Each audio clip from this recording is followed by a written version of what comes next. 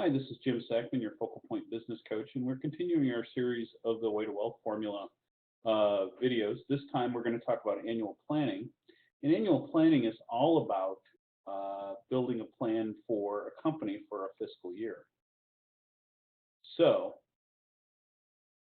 how do you create and execute a plan?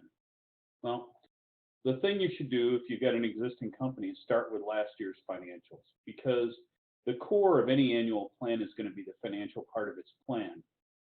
And if you're looking at 2016, then you should use what you've got for 2015 already, plus your estimates for the rest of the year, because that'll give you a good place to start. Now, you're going to estimate some cost increases. Now, I'm not talking about revenue increases yet, but we'll put those in too. But you've got to do sort of a linear extrapolation of what's going to happen. What I mean by that is, you know that insurance is likely to go up. You know that other costs are likely to go up: rent, power, raises, insurance, all that stuff goes up. So you've got to estimate that and build it into your cost model. Potentially, you might, if you sell products and your material costs might go up, so your cost of goods sold might go up, and you've got to account for that as well.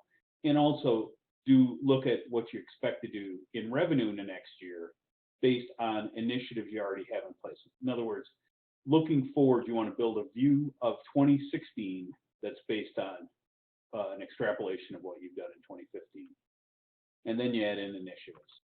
And what initiatives are is, it's unlikely that you're going to be super happy with cost increases as they change the profit of your business. So you're going to have to change some things in your business, and most businesses have to do that every year, some number of changes within the business, and we're going to measure them and their effectiveness. So this is going to be 1, 2, 3 things, maybe 5 things in a very large business that you're going to do differently than you do today. Whether that's a new marketing initiative, whether it's cost cutting, whether it's some new business processes, whatever it is, you're going to make changes, and then we're going to measure them. And how are we going to deal with that? We're going to create a thing called a dashboard. Now, this is a very fancy one. They don't have to be that fancy. You can do them just Excel spreadsheets with numbers. But it's going to be both key results indicators and key performance indicators. Now, key results indicators are backward-looking metrics. In other words, things like revenue of the last quarter is a backwards-looking metric. It's how did you perform? Key performance indicators are things that are forward-looking indicators. Typical examples might be the number of new leads, the amount of new closed business. Sometimes it's about uptake of new products or services. Whatever you can find in your business that shows how business in the future is likely to be created. Those are key performance indicators, and you're going to build many of these, both key results indicators and key performance indicators, around these initiatives that you've created, plus traditional metrics like revenue, profit, and spending. Now, you really want to track important metrics only at this top level. Now, departments and things like that in larger companies, of course, will have their own dashboards, their own set of metrics that they're tracking.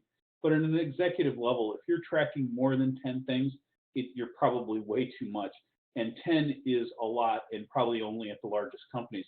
I've seen dashboards where they try to track 50 metrics, and it's a mess. You never figure out what's important about what's changing. See, the important thing here is you have to realize that only some things are going to be super important for you to keep an eye on.